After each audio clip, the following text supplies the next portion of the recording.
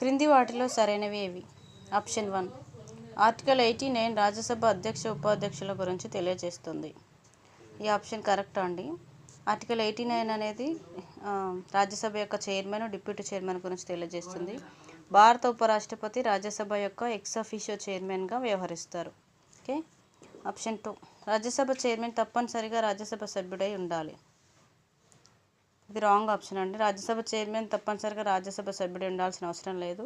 బయట నుంచి కూడా పోటీ చేస్తారు రాజ్యసభ చైర్మన్కి, ఉపరాష్ట్రపతి పదవికి. సో ఇది రాంగ్ ఆప్షన్.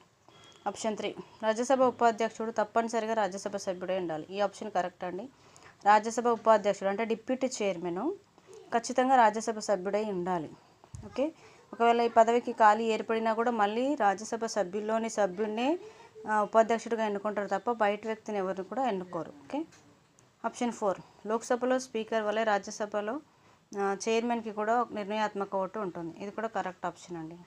లోక్సభలో స్పీకర్కి అండ్ రాజ్యసభలో చైర్మన్కి కూడా ఏదైనా ఒక అంశం గురించి ఓటింగ్ జరుగుతున్నప్పుడు ముందుగా ఓటు వేయరు వీళ్ళు. ఓన్లీ ఆ అంశానికి గురించి అనుకూలంగా కానీ లేదా వ్యతిరేకంగా కానీ సమాన ఓట్లు వచ్చినప్పుడు క్యాస్టింగ్ ఓటు వేస్తారు. దాన్ని నిర్ణయాత్మక ఓటు అంటారు. సో ఇది స్పీకర్కి ఉంటుంది, అట్లాగే చైర్మన్కి కూడా ఉంటుంది. సో ఇది correct option. Option 1 correct, 3 correct and 4 correct. సరైనవి ఏవి అన్నారు కాబట్టి ఆన్సర్ వచ్చేసి B. Thank you for watching.